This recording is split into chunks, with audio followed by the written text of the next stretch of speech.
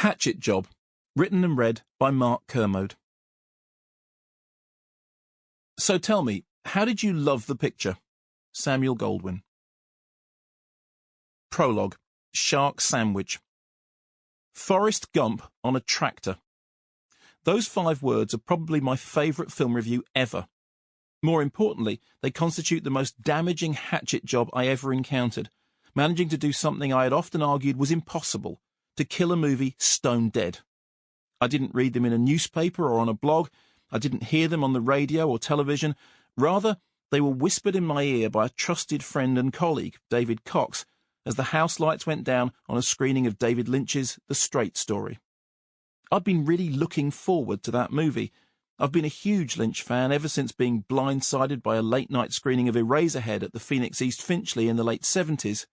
I'd wet buckets at The Elephant Man, taken several runs at Dune, it still doesn't work, been both outraged and strangely exhilarated by Blue Velvet, swooned at Wild at Heart, and even argued that Mulholland Drive makes perfect sense. Now there was something illicitly thrilling about the fact that the high priest of weird had pulled the most audacious trick of all. He'd made a straight movie, a film praised for its simplicity, lack of outlandish visual and oral experimentation, and almost willful adherence to strict narrative linearity. Like Johnny Rotten turning up in a suit and tie, this was the one thing Lynch aficionados didn't expect, a movie with a beginning, a middle, and an end, and in that order. And what about that title? Initially, everyone assumed it to be ironic, but reports from those who had seen The Straight Story were that it was anything but. This was Lynch's masterstroke, like that line in The Usual Suspects about the devil's greatest trick being to convince people that he didn't exist.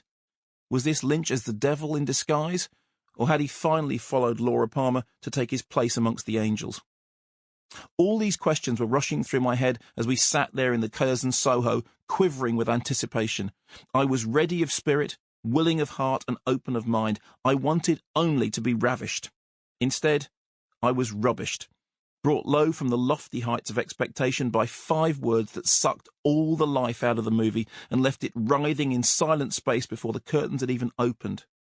That poor kid hearing that Shoeless Joe Jackson's teammates had thrown the World Series, say it ain't so, couldn't have suffered any more crushing a sense of loss and disappointment than I did when David Cox slipped that insidiously low-key invective into my loppy lugs and let it crawl like a radioactive earwig into my cerebral cortex, where it sat, pustulant, eating its evil way into anything that vaguely resembled hope, admiration, or generosity. Instead, I found myself possessed only of the spirit of sneering cynicism, as I endured the next 2 hours in which an old man swapped homely platitudes with folksy caricatures whilst making his extremely slow way across America in the absence of a full driving licence. Forrest Gump on a fucking tractor indeed.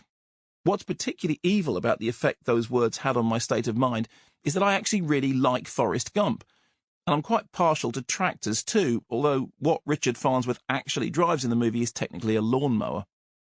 While many other lazy left-leaning liberals, of which I am one, were merrily slagging off Bob Zemeckis' Oscar winner as some kind of right-wing Reaganite wet dream, celebrating old-fashioned down-home stupidity over disruptively rebellious intelligence, I always thought, as does Danny Boyle, that the outlook of any film starting with a single mother having to have sex with a headmaster in order to ensure a decent education for her special needs son was anything but rose-tinted. For me, seeing Forrest Gump as some kind of neocon tract was a perfect example of what happens when film theory gets in the way of film viewing, when people start reading movies rather than watching them. If you really want to judge something by what it looks like on the page, go read a book. As for cinema, it's a slippery audio-visual medium which, at its best, is ill-served by mean-spirited reductionist critiques. Yet, as wrong-headed as they may be, mean-spirited reductionist critiques can be really funny, particularly if served up in a pithy one-liner that pierces the heart of the movie and bursts its shimmering creative bubble, like Forrest Gump on a Tractor, the best-worst film review I ever heard.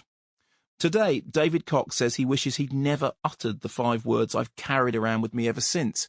He insists that he didn't mean anything by them, that it was just a silly joke, not to be taken seriously, and certainly not to be held up as a reason to hate Lynch's low-gear road movie. Hey, according to David, he really likes The Straight Story, and if he can get over that damned phrase, why the hell can't I? The answer is simple. No matter how Sample complete. Ready to continue?